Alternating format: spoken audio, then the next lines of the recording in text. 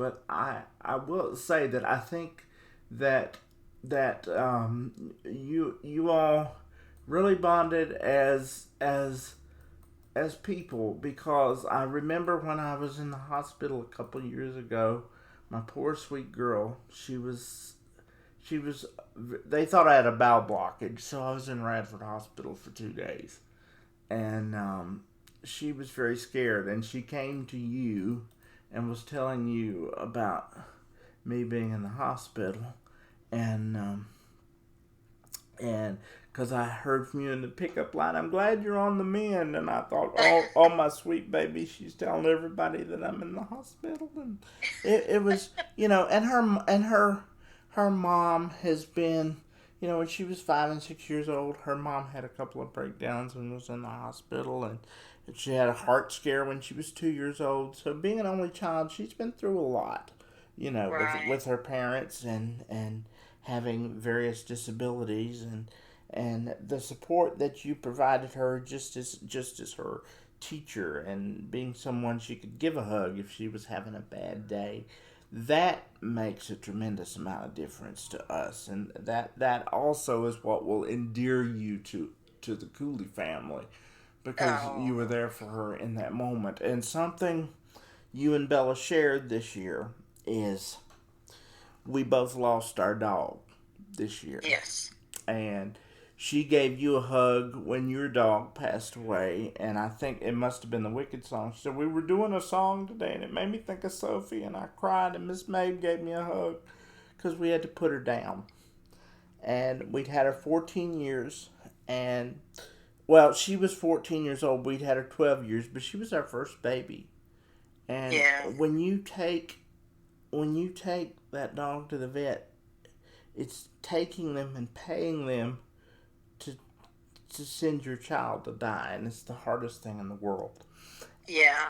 It's awful And with I a capital A. and I posted something about Bella's birthday, and I said we've lost this dog, and it's the hardest thing Bella's ever had to go through, because that dog was her sister. She didn't have any siblings. She slept beside her every day of her life for almost 11 years. Now all of a sudden she's not here. And I said, that's a tough thing we've had to go through this year, despite it being her birthday. And somebody commented and said, well, if losing a dog's the worst thing she's got to go through, she's very lucky. And I wanted to just, excuse me for being crass, I wanted to rip that lady a new one, because I said, you have no idea, first of all, what this baby's been through in her life. And obviously, you've never had an animal that you've connected to that's been a part of your family, or you wouldn't be saying stuff like this. And but I Right. but I didn't say anything. But it just, when you're hurting about something like that anyway, and somebody says something, it just rips your heart out. And Yes. especially when you can say it to me, but if you say it in regards to my kid, that's another thing. But I did see that you got a new puppy, so congratulations on that. Thank you. And he's laying right here beside me, stone. He's stone asleep. Yeah. But he is in December. We lost a puppy. Oh my Is what goodness. happened, I didn't and know.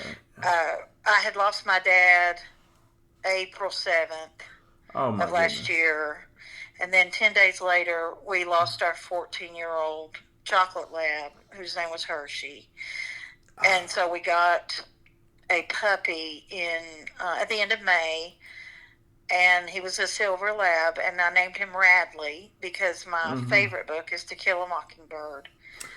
I just adore that book, and I read it every single summer since I was a senior in high school. One of And my one of my favorites too, dear. oh yes, it's just a beautiful, beautiful piece of work. And but anyway, I named him Radley, and he was very special. But he got sick and died 10 days before Christmas. Oh, yeah. Yeah, so it was. I had a lot of compounded grief. No Uh, kidding. yeah, No kidding. yeah, and I lost my brother when I was 25. He was 30 years old and died of colon cancer. Oh, And Leslie. Uh, yeah, and that's just kind of unheard of to be that young and have that happen to you. And it was very quick. And yeah. so it's loss is something that people feel in different ways, but yet the roots of it can go very, very deep. And And animals have a way of loving you that humans cannot, and I know you know this. And it's so unfair that they're not. They deserve to live longer than we do. yes, they do. And it's unconditional love. If nobody knows uh, what unconditional love is, and they need a dog. Yeah, and Um, but if you're not gonna spoil them to death, you have no business having them. well, that's the truth. I see people that have dogs and tie them up and don't have anything to do with them except when they feed them, and they don't pet them when they come out. I have a neighbor and it just drives me absolutely nuts.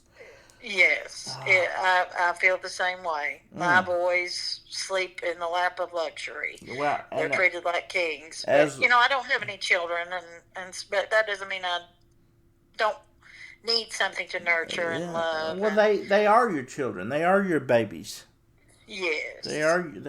They are your babies, and you are their mama, and you're a very good mama. I can tell, and Oh, just and you seem smitten with the new puppy. So it doesn't replace him, but it helps ease the pain a little bit. It helps make it a it, little more tolerable. yes. And But I still have a golden retriever, and today is his birthday. oh, His name is Samson, and he is 14 years old today. oh, happy birthday to Samson! Yes, and I got another puppy right about 2 days before Christmas. He was a surprise gift. He's a golden doodle, and his name is Joby. Oh, I was reading the book of Job when I got him, and so I decided to name him Joby, and he is a hot mess, but he's great. Sophie was a Bashan Frise. She was a white, fluffy, curly monkey. She was Daddy's monkey, Soph. And she was her mama's heart. I mean, we're all suffering, and it was, the silence is deafening for months after they die. And Yeah. with Emily's heart condition, she just can't handle another dog. I need to be able to sleep through the night because not only does she have to take care of all the things she has to take care of, she's my sole caregiver. She takes care Uh-huh. of Bella. She gets Bella to school, and she does it all willingly. And people look at her like she's crazy. Well, what'd you marry this handicapped guy for? And then that's a whole nother soapbox we could get into another time. But she is the glue that holds this family together, and she does it all, and she never complains, and she's the greatest in the world. And Uh, that's why we want to make sure that Bella has the greatest in the world, because she has grown up to know that compassion, and she has an affinity for children with special needs because of me, and that touches my heart deeply. Absolutely. And Absolutely.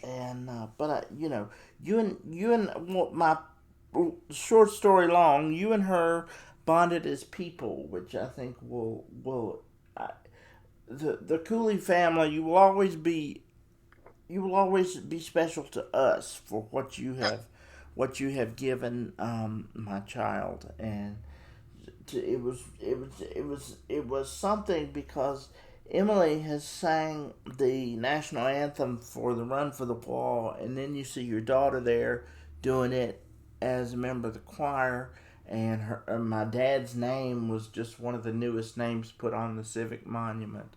And to have all that and Oh. all that familial connection there in one, I had three generations of proud parents and grandparents. Hmm. To know that my dad's name's on the monument, and Emily sang the national anthem, and now Bella's doing the national anthem and singing for the Run for the Wall as part of the choir. And then you go all the way back to first grade when we did virtual, when COVID ruined the world. Um, I still have in my head Buck, Buck, Buck, Buck, Buck, Buck, Bucky, and those and Down by the Bay and those songs that you were teaching her and you know, I loved doing that with her and helping her with her lessons. It was a very hectic and crazy time, and would I do it full time? Nope. You teachers have all my respect and admiration in the world because you all do that every day. And I enjoyed those weeks that I got to do that with her, but could I do that full time? Nope. And I was one of those when I found out I was having a baby. I want my kid to be homeschooled. I'm going to homeschool. Yeah, right. Yeah, right. 6 weeks. Yeah. 6 weeks of that in virtual, and I said, nope. I'm going to leave that to the professionals. Yeah, that was a very trying time for sure. Yeah. And you know, with myself and art and PE,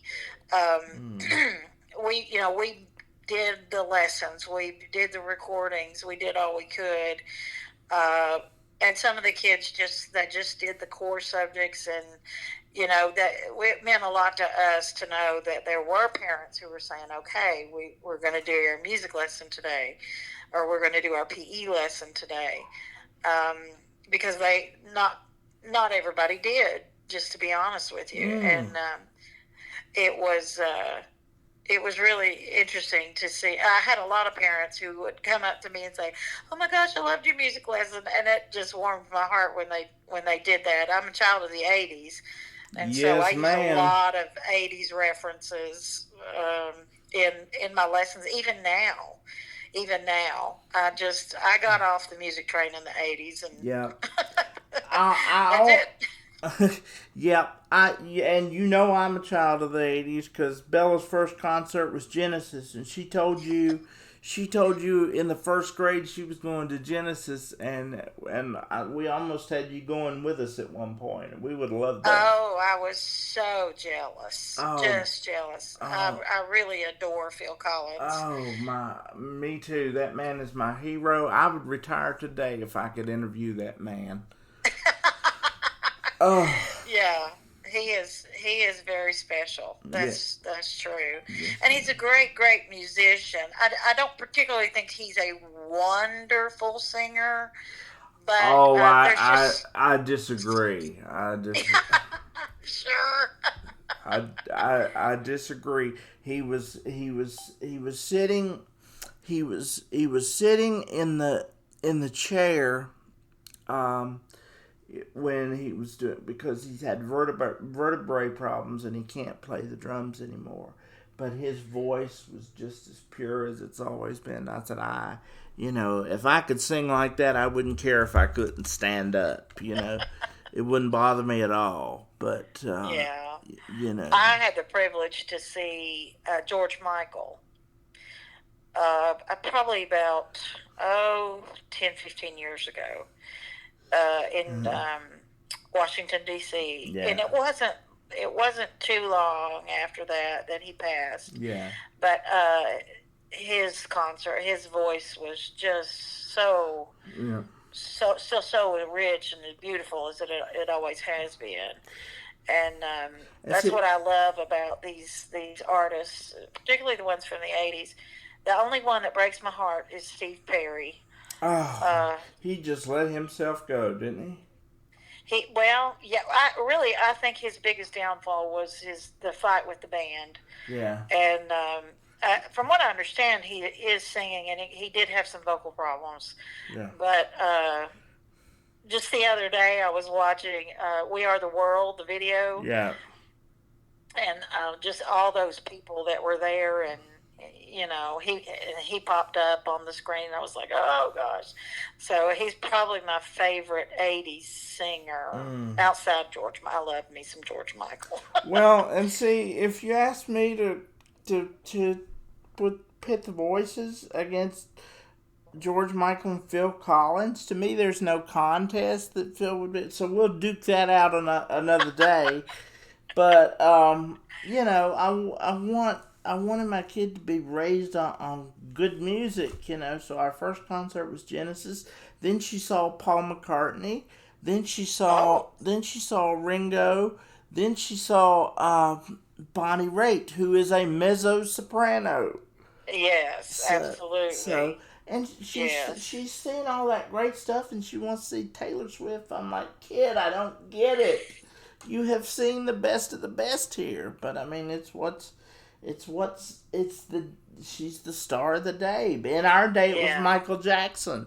There was Oh, nobody bigger than him, and and it's yeah, and I'm with you. When I got off the pop music train in about the mid '90s, when Whitney could no longer sing like Whitney, oh yeah. and Michael just got too far off the planet that we couldn't bring him back. That was about the time that pop music fell out for me. That is very true, and I do a lesson with my fifth graders about the Star Spangled Banner, and we learned the history behind it, and they learn to sing it because that's the first thing I make them do is stand up and try to sing it, and they can't. Mm-hmm. And so, but anyway, one of the lessons is they have to critique performances of the Star Spangled Banner, and I always show them the one that Whitney did at the Super Bowl back in uh, 19, 89, 90, somewhere around in there. January 27th, 1991. Oh, wow. Yep. You're on it. I saw it live, and I was not quite 6 years old, and I was not quite 6 years old, and I cried. Yes, It moved me to tears. absolutely. And I remember when 9/11 happened, the radio station started playing a lot of Yeah, patriotic music, yeah, and you would see people pulled over on the side of the street with their hands over their hearts when they would play, because they played Whitney's Star yeah, Spangled Banner if they played it. yeah. And actually, she made some money off of that, and she donated that money She to did. a charity. Yeah, Every penny of it. yeah. And after the kids see that, what pops up is "Rest in Peace, Whitney Elizabeth Houston," and they'll Right. go, they're just shocked Yeah. that Because she she's died. She's yes, so young yes, and beautiful and talented. She had everything. she did. And she let it go. I mean, her mother, I don't know if you know about her mother, Sissy, but she was a phenomenal singer. And she backed up all those great people in the 60s, Elvis, Dusty Yeah, Springfield, Bette Midler, everybody. And Dionne Warwick was her cousin. And it, it just, when she died, it was, there's no telling what kind of trouble she had in her life. And I certainly am not one to judge, but I want to just grab her and shake her and go, girl, you are drop dead gorgeous. You had the voice people would kill for. Why? Why? I was mad at her for dying for a long time. You know. yeah, Yeah. yeah. It was definitely tragic what happened to Yeah. her, But and that's and I use that as a teaching moment too yes. about the dangers of addiction Yeah. Oh, and absolutely. how it ruins your life, it ruins everybody's life, and um, but yeah, she was one of the greats. Well, when I was Judy Hall's elementary school music teacher, you didn't have a choice but to be in the choir, and everybody had to be in the choir, and I didn't want to be in the choir because I wanted to sing Whitney Houston, Phil Collins, Michael Jackson. I wanted to sing the songs I wanted to sing. Genesis, Tina Turner. Tina Turner was my first concert, by the way. Loved Tina Oh well. Turner. Uh, and my wife's doing the Tina Turner show. My wife loves Tina. You really should try to come see her if you can. Oh Um, well. um, but you know, uh, I wanted to sing those songs, but we had to sing this basic stuff, and I didn't want to do it. I would just, being obstinate, I would just lip sync, and Judy Hall would be so frustrated with me because I just wouldn't sing. But on Sundays, I had a little karaoke machine, and I would record myself on tape singing the songs that I wanted to sing. And now my daughter's in school, and she's singing the songs that I wanted to sing, but they're not ones she wants to sing, because she's coming home and learning about Ella Fitzgerald and telling me about Ella Fitzgerald, and I'm like, yeah, I love Ella Fitzgerald. And you did a virtual lesson with Eddie Rabbit, and I love me some Eddie Rabbit. and I mean, I said, you have no idea how cool this is, and you were teaching them, and Bella has a ukulele at home, and she said, I can play this. Miss Mabe taught me these chords. You're teaching them how to play instruments. These are things that not every music student gets. You are giving them the whole gambit of it, and you're teaching them really, really cool stuff. I would love to be one of your students, actually. Well, thank you. That's so kind. And I didn't have those experiences either in elementary school, so I never played the recorder. Mm-hmm. Now I know a lot of people did, but my music class was on a stage that was in the cafeteria. Right. And there was no wall. There was just a curtain. That was the way. That was the way it was when I was at Spiller. The stage was in the cafeteria in those days. Yeah. And they have the stage that was in the cafeteria. They have it closed off now, but that was where the stage was. And the lunch ladies we would drive them insane with the same hello song, 10 times a day, and the song about the dreidel, and I remember all that. But I mean, you just give them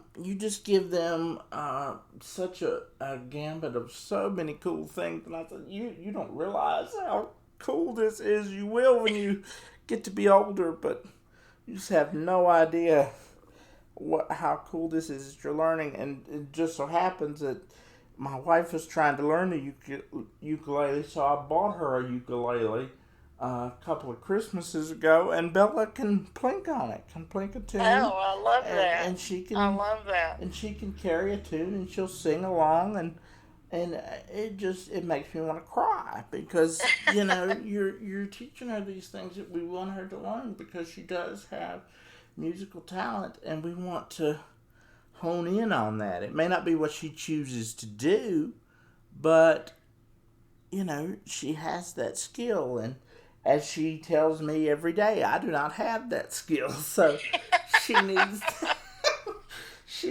to embellish on it. But thank you so much for all you've given her, and really, Bella is not going to be one of those students who forgets you. I know that, because she's going to remember that you hugged her when I was in the hospital, and that you hugged her when she was sad because a song reminded her of Sophie. She's going to remember that you taught her how to play chords on the ukulele, and I will remember that you taught her about Ella Fitzgerald and Eddie Rabbit, and that you were jealous of her when she got to go see Genesis. So she said, we had that extra ticket, which we gave to a friend of ours who couldn't afford to go, and she was a big Genesis fan, and she cried when I gave it to her. But she said, we should have given that extra ticket to Miss Mabe. I would have loved to have Miss Mabe go with us. I said, well, I asked her if she wanted to go, and she couldn't find anybody to go with her. So, But that's just wonderful. I really appreciate your kind words, and I've really enjoyed having Bella. It's hard to see them move on and grow up. It really is. I'm sure you know. It really is, and the 5th grade dance. And being an only child of a girl that is much too beautiful, she's too beautiful, and it ticked me off, and I was. Because I am that dad. I may not know how to use a gun, but I got people who do, so don't mess with my girl. You see what I'm talking about? We get along well. We're doing Yeah. the Dorothy and Sophia thing, but she loves Golden Girls too. We go to sleep to them every night. Um, but you know, you have given not just Bella, but you've given our family a lot of blessings, and I hope that we can count you as a friend down through the years, because we will not forget what you've done for us, and not the least of which you've given me so much of your time today, and it's meant so much to me. So thank you for that. Well, Um, thank you for all your kind words, and we will absolutely be BFFs forever. well, Um, that's great. yes, it's been just a joy to get to know you and your family, and I see very bright things happening for Bella. She's got a good future, but the most important thing is the support she has at home. Well, thank you for that. That's so important, and Well, a thank lot you of for that. kids don't get that. They don't get the encouragement and the support that they need. Um, but I can't say that about Bella. Well, She's got. I can't tell you what that means to me, because it's kind of hard to get people to see, and I don't need people to see it. I'll just be honest with you, but it's kind of hard to get people to see that because a parent happens to be sitting down, that he can be as good a parent or better than somebody that stands on their own 2 feet. And it doesn't mean that I'm not involved in every way. I may be involved more so because of my limitations. I'm allowed to be. I'm at home. I don't have to go to work every day. I can be at the school functions, but to hear another adult, to hear a professional validate you in that way, that you respect so much, that makes me emotional. So thank you. Thank you. Um, You should be very proud of her, and we appreciate everything that you have done over the years. Well, I want to mention too, before we close, you are a member of the Whitfield Community College Choir. You do solo performances for the concert series at Whitfield Community College. You've done many solo shows. What else are you doing out and about town and the community that we need to mention? Well,